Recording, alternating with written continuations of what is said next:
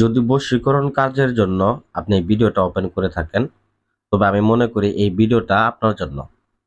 এটা সর্বপ্রকার বশীকরণ কাজ করবে।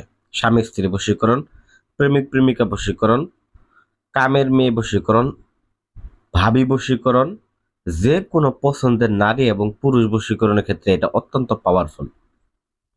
আপনারা অনেক সমস্যায় জর্জরিত, পারিবারিক সমস্যায় জর্জরিত কারণে হয়তোবা ভিডিওটা দেখতেছেন।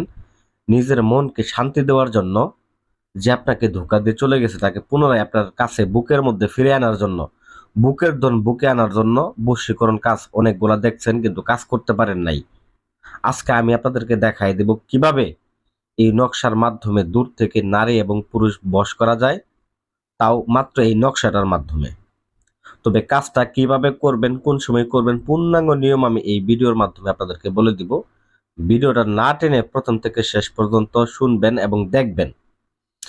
স্ক্রিনে যে নকশাটা দেখতে পাইতেছেন হয়তোবা দেখতে আপনার অসুবিধা হচ্ছে ছোট, তো আমি বড় করে ভিডিওর মাঝখানে দেখাই দেবো। যদি ভিডিওটা কেটে দেন তাহলে কিন্তু নকশাও পাবেন না, ভিডিওর নিয়মও পাবেন না, কাজও করতে পারবেন না, সারা জীবন শুধু ভিডিও দেখে যাবেন।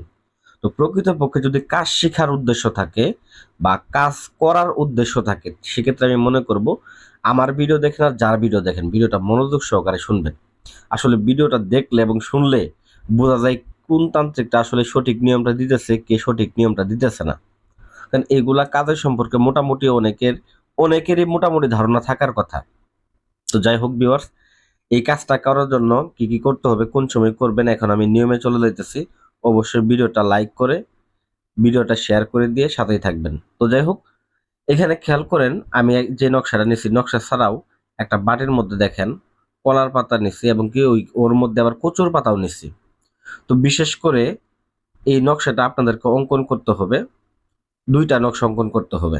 দুইটা নকশা অঙ্কন করে এক পাশে লেখে দেখেন নারী লেখা আছে, আর এক পাশে পুরুষ লেখা আছে। যে পাশে নারী লেখা আছে ওইখানে নারীর নাম, যেখানে পুরুষ লেখা আছে ওইখানে পুরুষের নাম। নিচে দেখেন পিতা মাতা সব লেখা আছে। তো যেখানে পিতা লেখা আছে ওইখানে নারীর পিতার নাম লিখে দিবেন, পুরুষের মাতার নাম লিখে এরকম ভাবে লিখে দিবেন। লিখে দেওয়ার পরে অবশ্যই কি দিয়ে অঙ্কন করবেন, কোথায় অঙ্কন করবেন।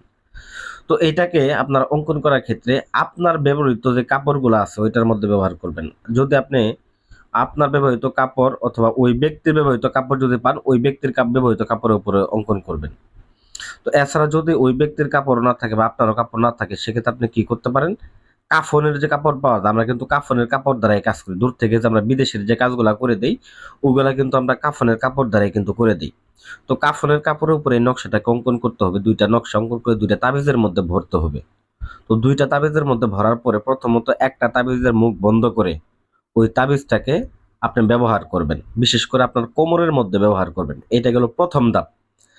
দ্বিতীয় যে ধাপটা আছে, এই ধাপটা অত্যন্ত গুরুত্বপূর্ণ। এটা কিন্তু কোনোভাবেই অবিশ্বাস নিয়ে কাজটা করবেন না। মনের ভিতরে পূর্ণাঙ্গ বিশ্বাস নিয়ে, ঈমান নিয়ে কাজ করবেন, 100% ফলাফল পাবেন। যদি মনের মধ্যে বিন্দুমাত্র সন্দেহ থাকে, কাজ নিয়ে আপনি এই কাজটা করতে যাবেন না, অনুরোধ। কারণ এটা অত্যন্ত পাওয়ারফুল এবং পরীক্ষিত একটা বিদ্যা। এটা যদি আপনি ভুলভাল কাজ করতে যান, অবহেলিতভাবে কাজ করেন, সেক্ষেত্রে দেখবেন যে বশের ক্ষেত্রে আরো বিচ্ছেদ হয়ে যাবে, আরো দূরে চলে যাবে। তো এর জন্য কাজটা মনোযোগ সহকারে শুনবেন, তারপরে কাজ করবেন। তো অনেকে আছেন যারা একেবারে অপারগ, নিয়ম বুঝেন না, স্ক্রিনে নাম্বার দরকার হলে ফোন করে ইমোতে যোগাযোগ করে আপনারা নিয়ম জেনে নেবেন।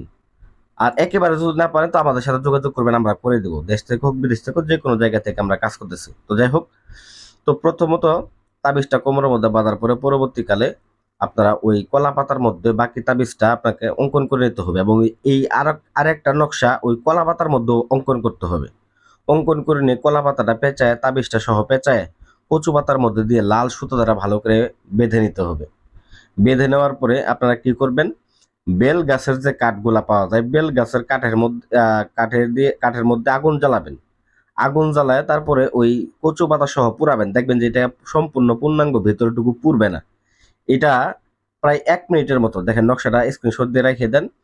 তো প্রায় 1 মিনিটের মতো করে আপনারা পোড়াবেন। তো আসনটা অবশ্যই করবেন কিন্তু শনিবার মঙ্গলবার দিন উত্তর দিক করে বসে আসনটা করবেন। 1 মিনিটের মধ্যে পড়ানোর পরে এই কচু পাতা সহ বিশেষ করে ভেতরে যে জিনিসগুলো থাকবে, তাবিজ বলেন, কলা পাতা বলেন, এইগুলাকে পূর্ণাঙ্গ আকার একটা পাথর দিয়ে চাপা দিয়ে রাখবেন। যদি পুড়েও যা তারপর ওই ছাইগুলাকেও চাপা দিয়ে রাখবেন। তো এতটুকু যদি করতে পারেন, মনে করেন আপনার স্বামী বিদেশে আছে, আপনাকে অত্যাচার করে আপনার সাথে টাকা পয়সা দেন, আপনার আপনার আপনার অধিকার আপনি পাইতেছেন না, সেক্ষেত্রে সে ব্যক্তি আপনার প্রেমে মশগুল হয়ে যাবে, ভক্ত হয়ে যাবে, পাগল হয়ে যাবে। আপনার প্রেমিকা যদি আপনাকে রেখে আর এক ছেলের সাথে যায়, পরকীয়া করে, বা আপনার স্ত্রী, সেও চলে আসবে, ছুটে আসবে, 100% গ্যারান্টি। তো আশা করি ভিডিওটা ভালো লাগবে। ভিডিও ভালো লাগলে ভিডিওতে লাইক করবেন, চ্যানেলটা সাবস্ক্রাইব করবেন। ধন্যবাদ সবাইকে।